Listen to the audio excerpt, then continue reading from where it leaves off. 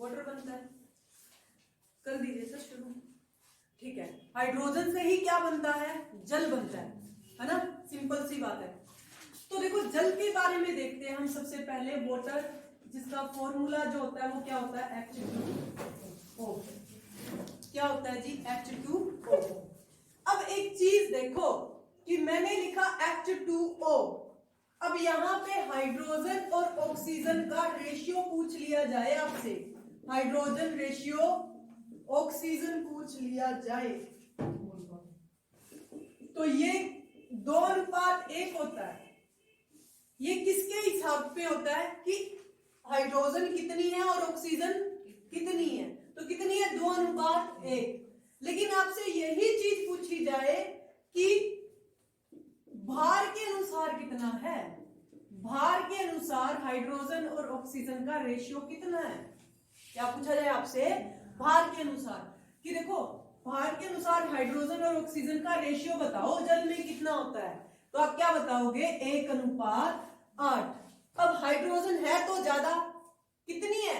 2, और ऑक्सीजन कितनी है? 1 है।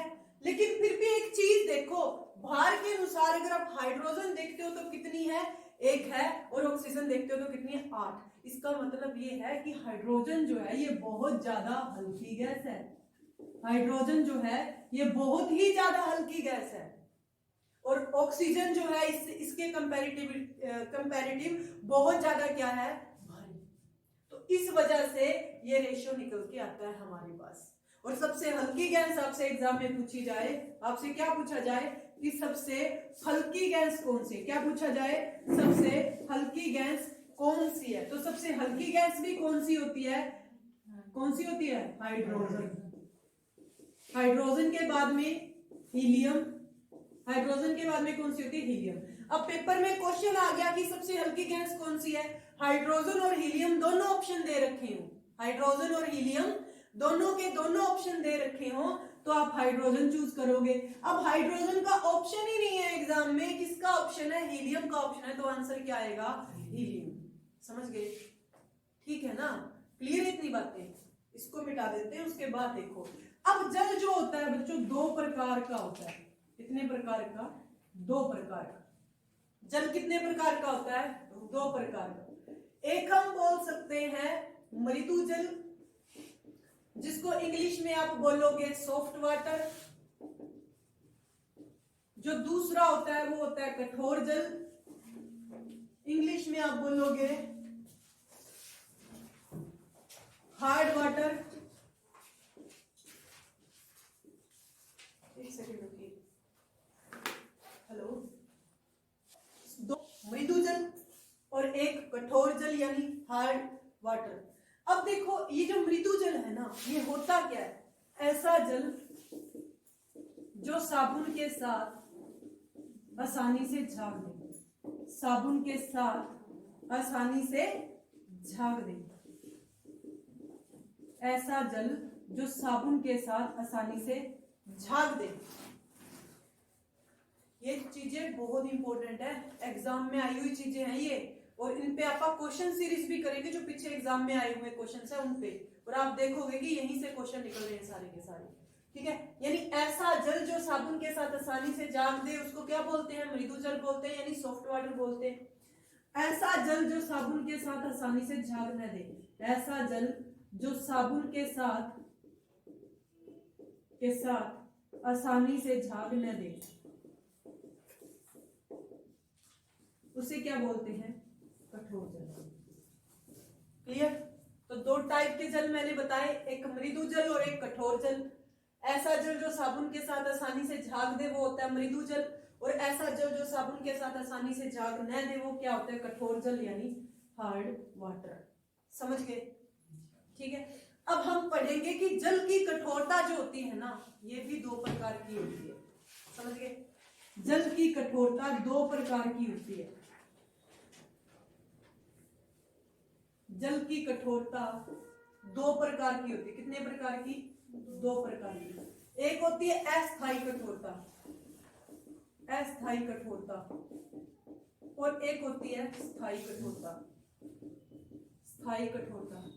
अस्थायी कठोरता इंग्लिश में बात करोगे तो टेम्परेरी हार्डनेस, टेम्परेरी हार्डनेस, और इसको बोलते हैं हम परमानेंट हार्डनेस, परमानेंट हार्डनेस।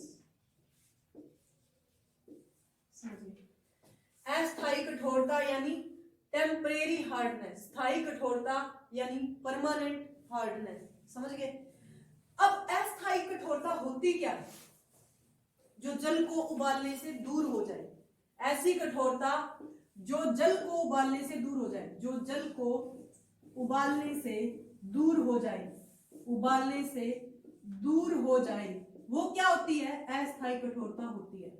और ऐसी कठोरता जो जल को उबालने से दूर न हो, जो जल को उबालने से दूर न हो, से दूर न हो, तो वो जो जल को उबालने से दूर नहीं होती वो कौन सी होती है? स्थायी कठोरता यानी परमानेंट हार्डनेस। और जो जल को उबालने से दूर हो जाती है वो क्या होती है? अस्थायी कठोरता।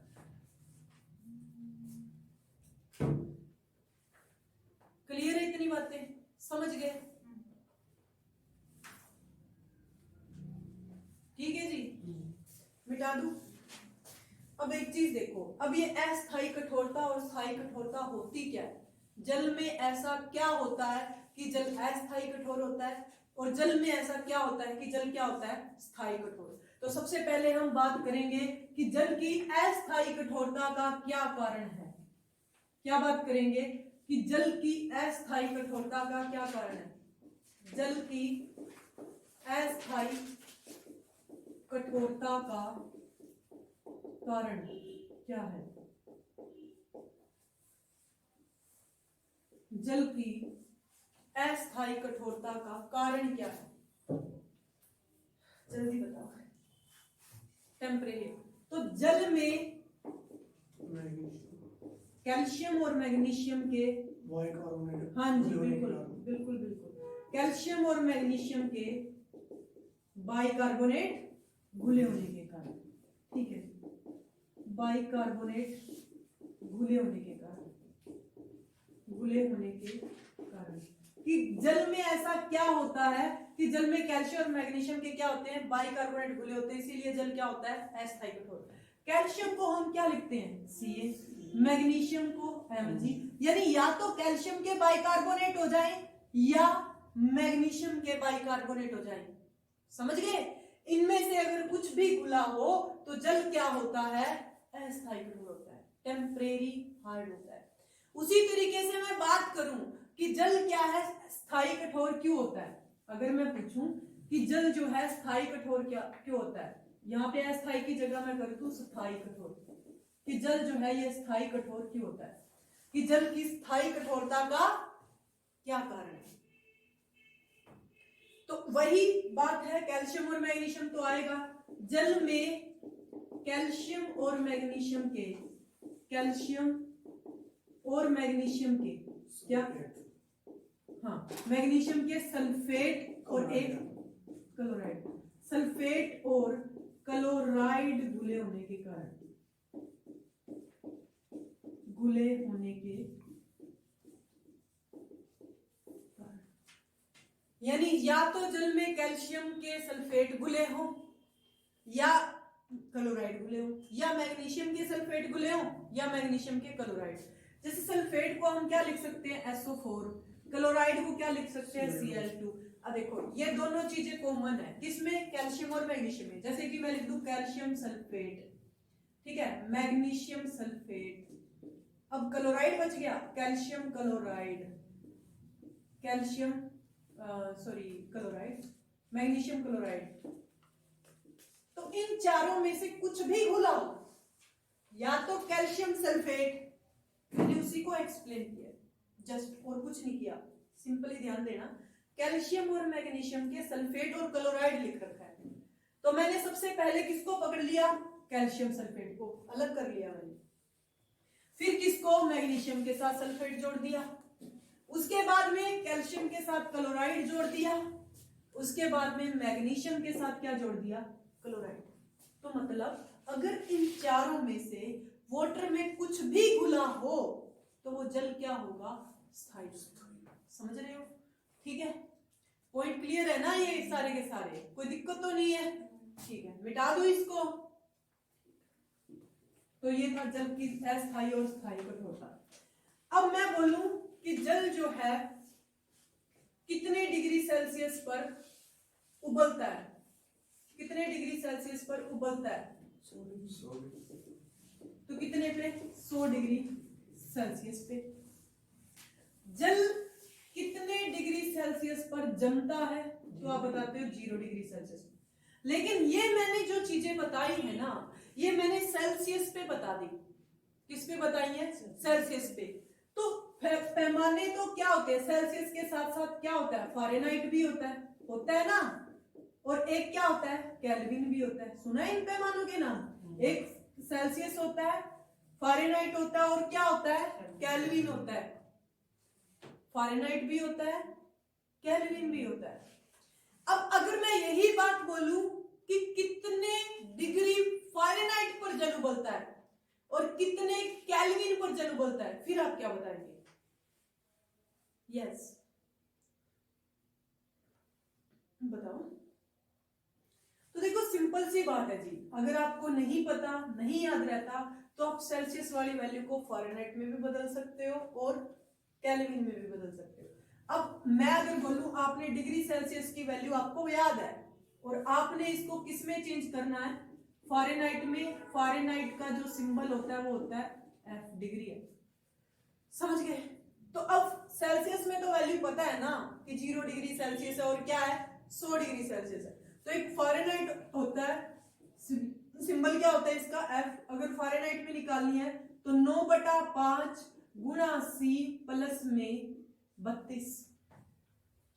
फॉर्मूला क्या रहता है? 9/5 गुणा C प्लस में 32। अब C की वैल्यू, C का मतलब यहाँ पे सेल्सियस से है, C की वैल्यू या तो आप 0 रख लो या क्या रख लो? 100, क्योंकि जमता है कितने पे? 0 डिग्री सेल्सियस पे। उबलता है कितने पे? 100 डिग्री सेल्सियस पे। तो C की वैल्यू तो हमें पता है ना, वो तो हम यहाँ पे पुट कर सकते हैं।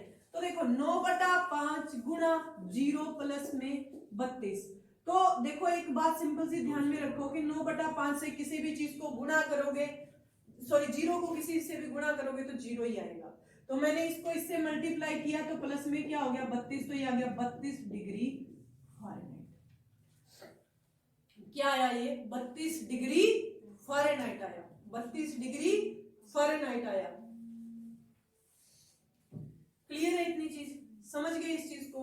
अच्छा, उसी तरीके से मैं आपको बोल दूं कि ये 32 डिग्री फ़ारेनहाइट है जी, और केल्विन में निकालिए आप इसको डिग्री सेल्सियस को। तो देखिए जब भी, हाँ एक चीज और, ये तो हमने निकाल लिया कि 32 डिग्री फ़ारेनहाइट पे पानी जम जाता है, बर्फ बन जाती है। उसी तरीके से मैं बोल दूं कि उबलता कितने पे है, तो 9/5 C की जगह 100 रख दो आप, प्लस में क्या हो जाएगा? 32 काटोगे कितना आ जाएगा? 180 प्लस में 32 कितना आ गया? 212 डिग्री फ़ारेनहाइट। तो फ़ारेनहाइट में तो इस तरीके से निकल जाएगा। उसी तरीके से मैं बात करूं कि केल्विन में, केल्विन में क्या रहेगा? किसमें? केल्विन में क्या रहेगा? तो केल्विन की अगर मैं बात करूं कि केल्विन में क्या रहेगा, तो जब भी सेल्सियस की वैल्यू को किस में बदलना हो? केल्विन में बदलना हो। सेल्सियस की वैल्यू को, सेल्सियस की वैल्यू को केल्विन में बदलने के लिए, सेल्सियस की वैल्यू को केल्विन में बदलने के लिए सेल्सियस की वैल्यू में, सेल्सियस की वैल्यू में कितना जोड़ देते हैं? 273 जोड़ दिया जाता है। जोड़ दिया, ये पॉइंट लिख लेना आप लोग, ठीक है, कि सेल्सियस की वैल्यू को केल्विन में बदलने के लिए सेल्सियस की वैल्यू में 273 को जोड़ दिया जाता है। समझ गए इस चीज को? कितना जोड़ दिया जाता है? 273। तो अब जोड़ो फिर। अगर मेरे को 0 डिग्री सेल्सियस पे बर्फ बनती है, तो मैं अगर बात करूं कि कितने केल्विन पे बर्फ बनेगी, तो C की वैल्यू कितनी है अपने पास? 0। तो C की वैल्यू की जगह मैंने 0 रख दिया, प्लस में हम क्या करते हैं फिर? 273। तो कितना आ जाएगा बच्चों? 273 केल्विन आएगा। डिग्री नहीं लगती केल्विन के साथ, क्या आएगा? केल्विन। उसी तरीके से 100 डिग्री सेल्सियस को किस में बदलना है, केल्विन को, तो 273 जोड़ देंगे। तो भाप कितने केल्विन पे बनती है, 373 केल्विन पे। कितने पे बनेगी, 373 केल्विन पे। समझ गए, समझ में आ गया। अब यही चीज है कि अगर केल्विन की वैल्यू को सेल्सियस में दोबारा से बदलना है, कि आपको किसकी वैल्यू पता है, केल्विन की वैल्यू पता है। पहले किसकी पता थी, सेल्सियस की पता थी, तो केल्विन में निकाला तो प्लस में कितना कर दिया, 273।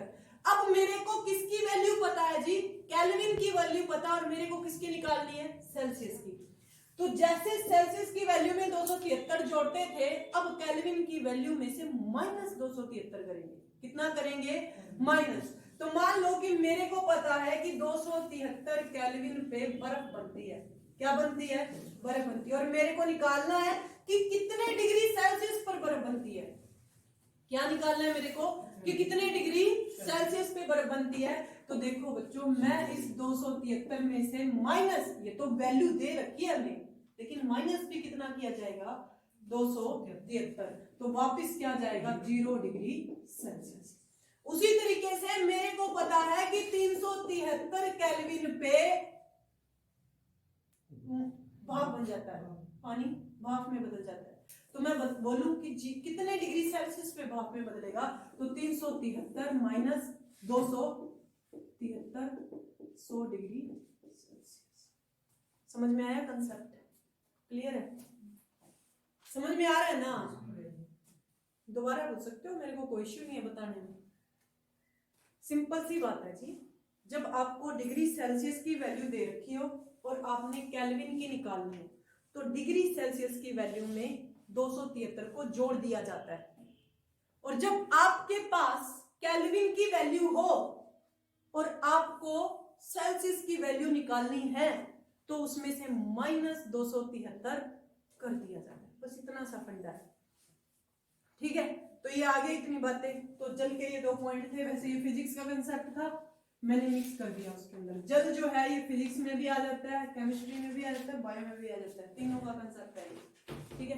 तो मैंने तीनों चीजें आपको करवा दी। अच्छा, एक चीज और, जल का घनत्व, घनत्व यानी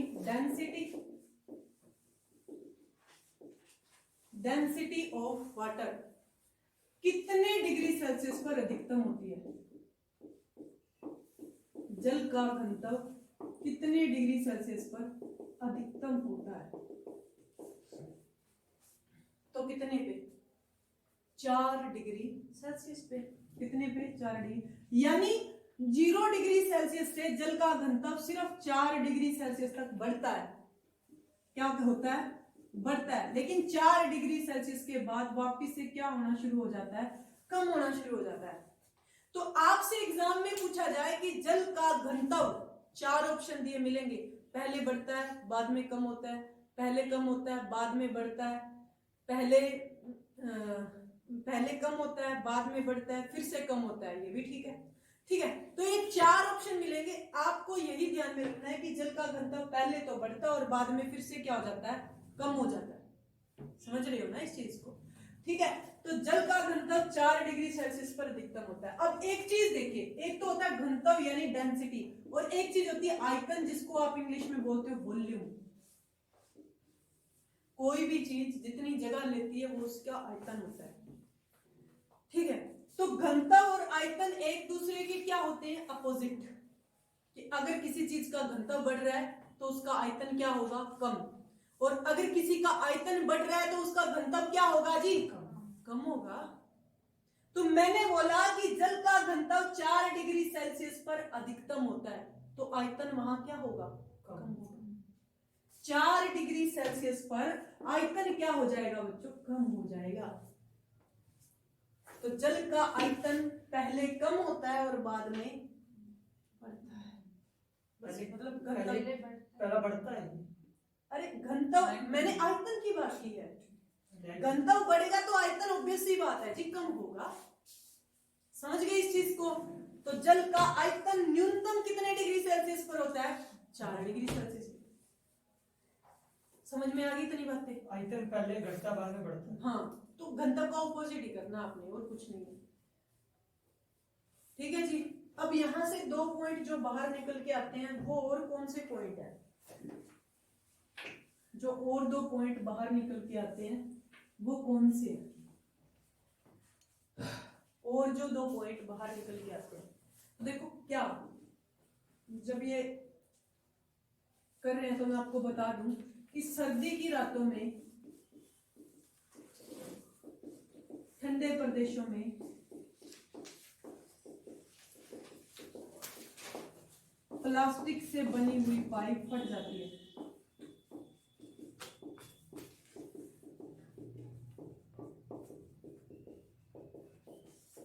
इसका क्या कारण है? कारण क्या है इसका? रीजन कि सर्दी की रातों में प्लास्टिक से बनी हुई पाइप फट जाती है। इसका क्या कारण है? रीजन क्या है इसका?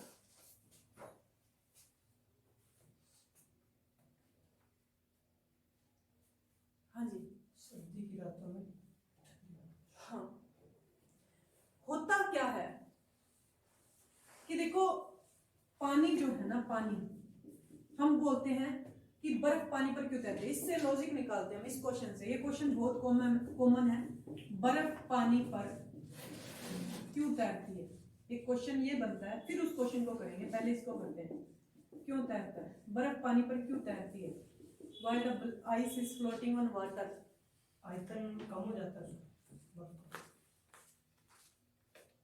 अरे देखो, तैरेगी वो चीज जिसका घनत्व कम होता है, तो आयतन तो ऑब्वियसली अब बढ़ेगा। ठीक है, किसी भी चीज पर अगर कोई चीज तैर रही है तो जिसपे वो तैर रही है ना, उससे उसका घनत्व कम है। जैसे हम बोलते हैं वायुमंडल में बादल क्यों तैरते हैं, उसका क्या कारण है?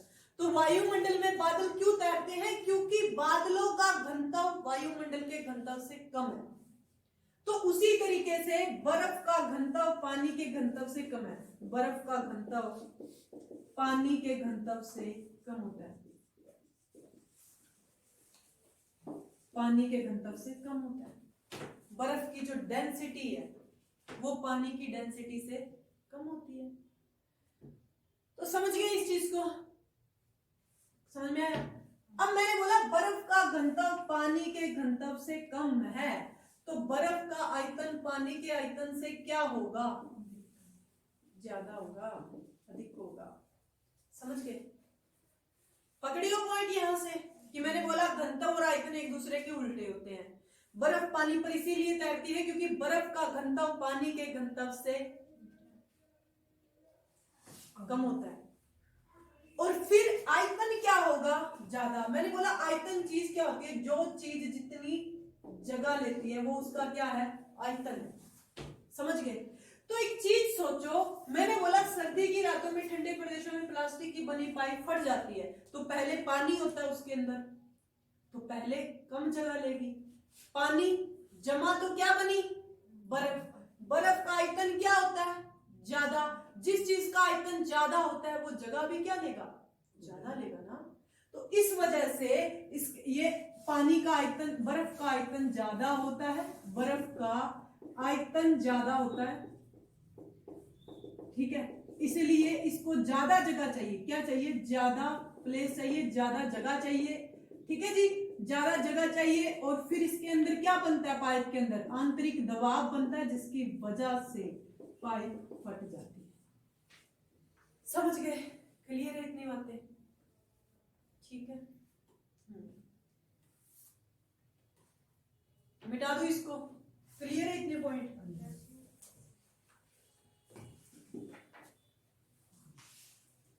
चलिए नेक्स्ट है मछली। जो है मछली, वो बर्फ जमने, पानी में रहते, पानी के बिना बर्फ जिंदगी नहीं है ना। तो वो बर्फ जमने के बाद भी पानी में जिंदा रहती है, उसका क्या रीजन है? क्योंकि नीचे पानी 4 सेल्सियस पर होता हाँ हाँ, 4 डिग्री सेल्सियस। जो मछली है ना वो ऊपर नहीं, पानी के अंदर चली जाती है, बिल्कुल। और वहां जो पानी होता है वो नॉर्मली 4 डिग्री सेल्सियस पर ही रहता है। समझ गए? क्लियर है? तो पानी के नीचे रहती है मछली और वहां पे नॉर्मल जो वाटर की डेंसिटी होती है वही रहती है ऑलवेज 4 डिग्री सेल्सियस पे ही। इस वजह से मछली जो है वो क्या रहती है, जीवित रहती है। तो ये चीज आप इस तरीके से कर लेना। तो ये था आपका जल का कंसेप्ट जो हमने पढ़ा। ठीक है जी। इसी के साथ साथ एक चीज और कर लेते हैं हम लोग, वो है नाइट्रोजन। नाइट्रोजन नाइट्रोजन समझ गए। अब ये जो नाइट्रोजन है ना, इसकी खोज किसने की थी? मैंने ट्रिक करवाई थी कल आपको। नाइट्रोजन की खोज की गई थी रदरफोर्ड के द्वारा। किसके द्वारा? रदरफोर्ड के द्वारा। नाइट्रोजन वायुमंडल में सबसे ज्यादा मात्रा में पाई जाती है। वायुमंडल में सबसे ज्यादा मात्रा में पाई जाती है। ठीक है, आपसे पूछा जाए वायुमंडल में सबसे ज्यादा मात्रा में कौन सी गैस होती है, तो नाइट्रोजन होती है 78%।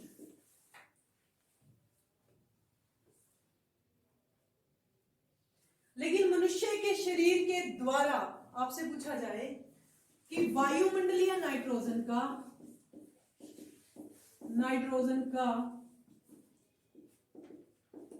कितने परसेंट हिस्सा मनुष्य के शरीर के द्वारा ग्रहण किया जाता है, ग्रहण किया जाता है। तो क्या बताओ? मनुष्य के शरीर में हाँ, वायुमंडलीय नाइट्रोजन का 0%, ओनली 0%।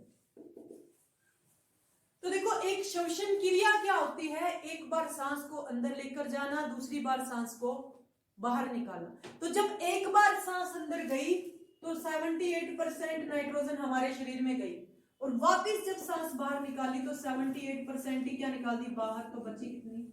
0%। यानी अब्जॉर्ब, एक बार खाना खाना फिर वो पचा नहीं, तो फिर वो खाना खाना तो नहीं हुआ ना। खाना खाना और पचाना, इन दोनों में डिफरेंस होता है। तो उसी तरीके से है ये। ठीक है, यानी 78% अंदर गई, 78% ही बाहर रही, कितनी? 0%। अब फिर दो मुद्दे सामने आते हैं। वो क्या कि एक तो जो वायुमंडलीय नाइट्रोजन को मनुष्य का शरीर तो ग्रहण नहीं करता, उस वायुमंडलीय नाइट्रोजन का क्या किया जाता है, और दूसरा फिर मनुष्य वायु नाइट्रोजन लेता कहां से? तो सबसे पहली बात हम ये पढ़ते हैं कि उस वायुमंडलीय नाइट्रोजन का क्या किया जाता है। तो उसका किया जाता है जी स्थिरीकरण। क्या किया जाता है? स्थिरीकरण, यानी फिक्सेशन। अब बात आती है कि नाइट्रोजन फिक्सेशन होता क्या है, नाइट्रोजन का स्थिरीकरण होता क्या है? वायुमंडलीय नाइट्रोजन का नाइट्रोजन के यौगिकों में बदलना। यहां पे लिखिएगा आप, वायुमंडलीय नाइट्रोजन का, वायुमंडलीय नाइट्रोजन का नाइट्रोजन के यौगिकों में बदलना, यौगिकों में बदलना क्या कहलाता है? नाइट्रोजन का स्थिरीकरण।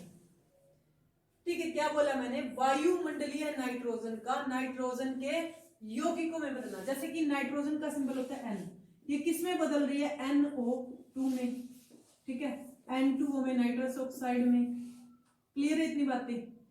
तो ये NH3 में यानी अमोनिया में। तो इनमें ये बदल रही है। नाइट्रोजन के क्या है? कंपाउंड है, यौगिक है, नाइट्रोजन से बने हुए हैं। तो इनका इनमें बदलना, वायुमंडलीय नाइट्रोजन का नाइट्रोजन के यौगिकों में बदलना क्या कहलाता है?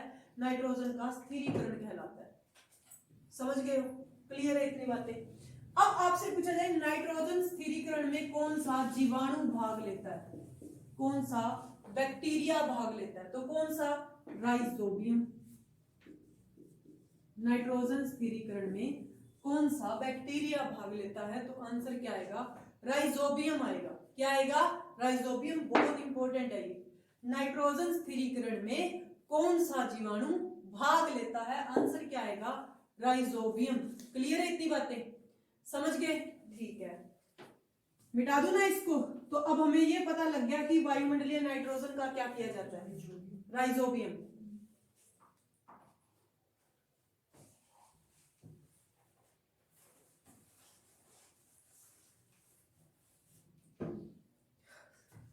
बातें?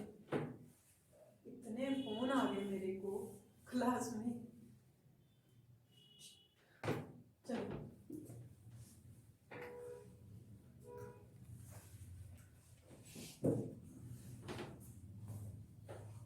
अब मनुष्य को कहां से मिलती है नाइट्रोजन? बताइए।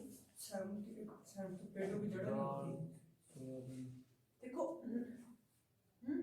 दलहनी पौधे होते हैं, उनकी जड़ों में होती है, तो हमें दालों से मिली ना। दालें किसमें अच्छा स्रोत है प्रोटीन का। तो मोस्ट ऑफ अगर आपसे पूछा जाए कि हमें कहां से मिलती है तो क्या बताओगे? प्रोटीन से मिलती है। प्रोटीन का सबसे अच्छा स्रोत है सोयाबीन। सोयाबीन में नाइट्रोजन होती है।